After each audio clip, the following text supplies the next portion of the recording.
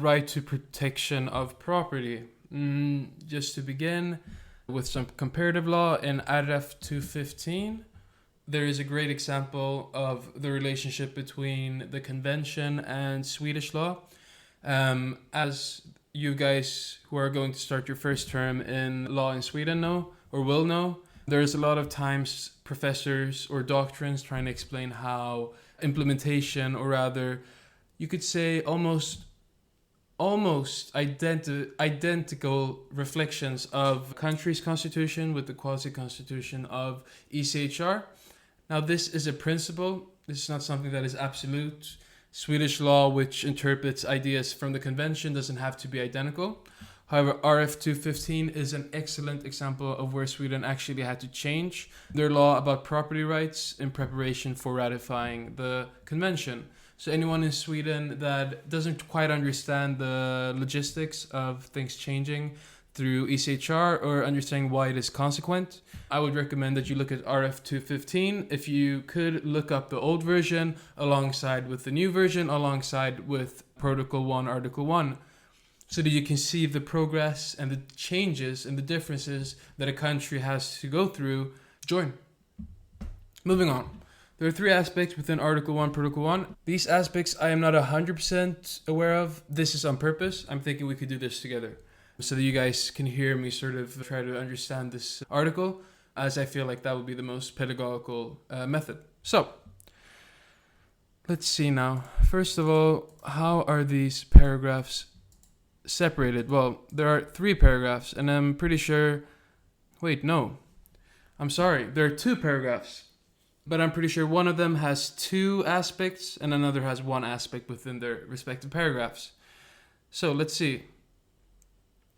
Protection of property. Every natural or legal person is entitled to the peaceful enjoyment of his possessions.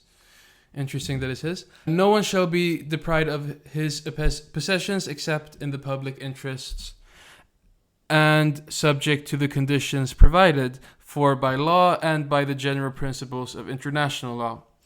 The preceding provisions shall not, however, in any way impair the right of a state to enforce such laws as it deems necessary and to control the use of property in accordance with the general interests or to secure the payments of taxes or other contributions or penalties.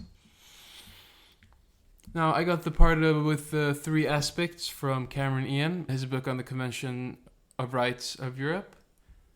Now, I'm just going to do this myself. So the first aspect is every natural or legal person, meaning every physical person or every company, is entitled to the peaceful enjoyment of his possessions. Now, this entails a negative right, meaning the state needs to, when applying the right of Article 1, Protocol 1, not do anything. They need to let the people enjoy their freedom. Going on, no one shall be deprived of his possessions except in the public interest and subject to the conditions provided for by law and by the general principles of international law. This means you have two things. You have first the requirement for any right being taken away needing to be of the public's interest and also be within the country or then state's own laws, meaning you need to be able to point at a law and say this constitutes as public interests. And then the part about international law, principles of international law, it is about the fact that there are sometimes aliens. No, I just want to say before I move on, I read this in my doctrine, specifically from Ian Cameron. Now, I know that no one actually needs to take responsibility for the fact that the word is alien, but I need to say, it is very weird that the word for what is generally understood as the description of a living being, which is from outside of our planet, being called an alien within actual doctrinal bodies of texts, to me is insane. For institutions to argue that they are both sound and structural in their usage of words and applications, to take one of the most famous words ever used in terminologies which takes us away from our own humanity as a means to describe an immigrant, to me is unacceptable from ethical standpoints, from philosophical standpoints, and from moral points. This doesn't make sense. This is indirect indoctrination, if you ask me. Being able to call immigrants aliens does alienate them in ways which should not be perceivable, which should not be predictable, which technically still is. Because calling someone an alien does have implications, if you ask me. Now, this is something that doesn't have any backing from anyone in maybe the world. I don't know. Maybe there are people that have argued within doctrine, within text, within media, within the right of free speech to say that aliens is an improper word. But I'm here to say for myself, it's a stupid word. And anyone who uses it, I hope if they're aware of this fact, stops using it, because it's not only discriminative, but it's also anti-intellectual. It takes away the idea of having real threads within ideas, and allows for ideas which arbitrate concepts into being applicable in daily usage. It should not be sound, it should not be intellectually sound to say that something is an alien because it is not from made-up borders within the same planet. Anyways, principles of international law is when an immigrant's property is being taken away and the way in which the state is allowed to apply their ideas, which usually isn't within their own constitutions because they don't have laws which maybe ascertain to the idea of being an immigrant and losing your property. Then you can go into international law. I know within Sweden, I'm not sure. I know that RF 225 is where you could limit the rights of an immigrant in ways which is not explicitly allowed for citizens. However, if anyone in the comments who's Swedish or in the Reddit forum could maybe make it clear, perhaps there is a part of 225 which is a direct correlation to what would generally work as a general principles of international law for a nation in ECHR which maybe would not have it. Meaning Sweden might not need to use the principles of international law. They might be able to use their own laws, but I'm not sure. Moving on. The preceding provisions shall not, however, in any way impair the right of a state to enforce such laws as it deems necessary to control the use of property in accordance with the general interests to secure the payment of taxes or other contributions or penalties. This is pretty much, I'm just going to move on back to the larger screen. I'm actually just going to zoom in to this part for now because we went through the article. So this goes into the idea that there are such things which are expropriations and then there are things which are removals. The last paragraph and the part about taxation and penalties and also other things is pretty much the way for the court to be able to demonstrate when something has been limited within the right of Protocol 1, Article 1. However, it is not within the idea of expropriation. Expropriation would be then a need of compensation, while removal within penalties or within taxation which has not been paid doesn't require compensation because it is a sort of remedy to the wrong that's been done. Rättspåföljd in Swedish. Moving on. Yes, paragraph 2 also states that deprivation does not include tax-related or criminal-related removal of property. However, it seems to still fall under this law. Furthermore, in paragraph 2, it seems to, if you read it by its own meaning, be able to limit anything within its jurisdiction without need for explanation.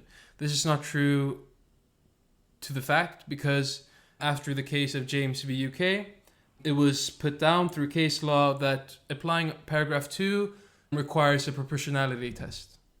Otherwise, it's not okay.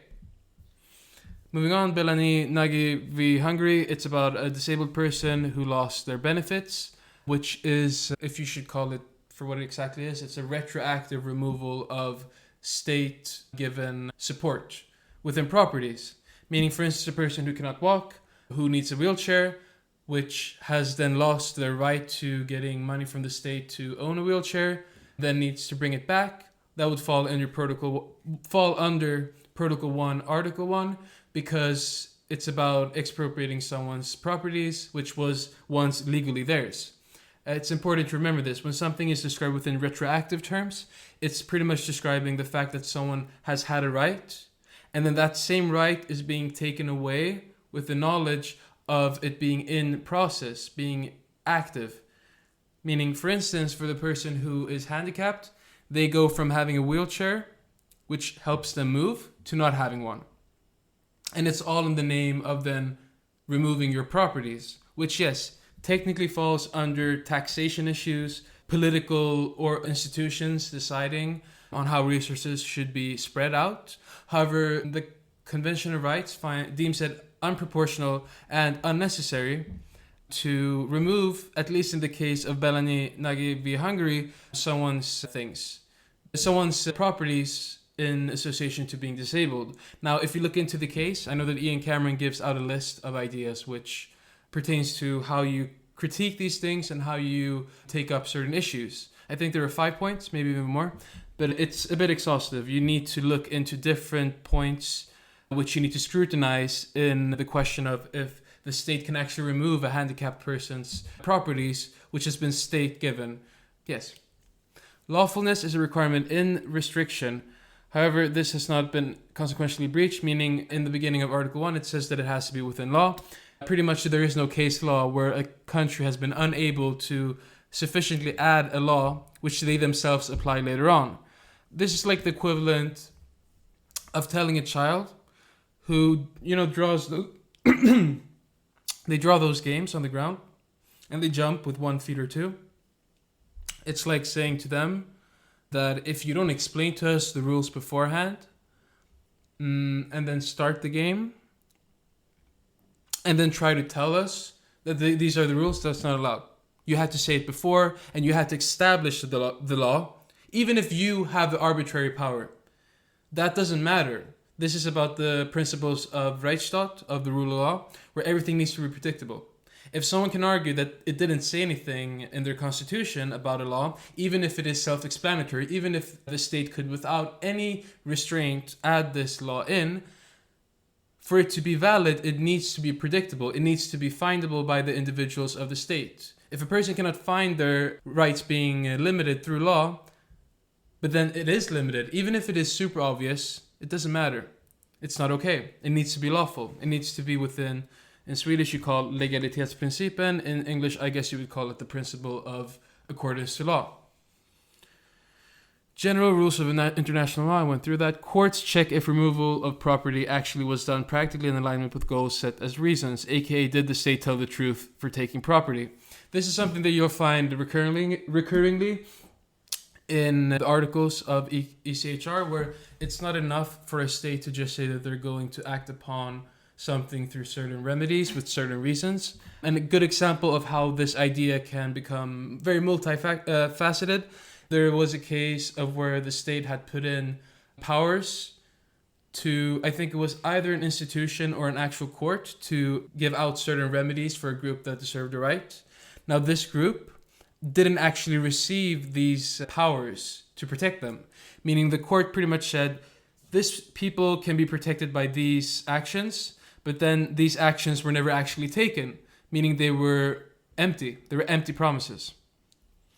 This is the same thing, pretty much. The court just asking, okay, you guys said this, and yes, we as a court do see it as fit, but we need to actually see that it's happening. It's not enough that you said that it just happened.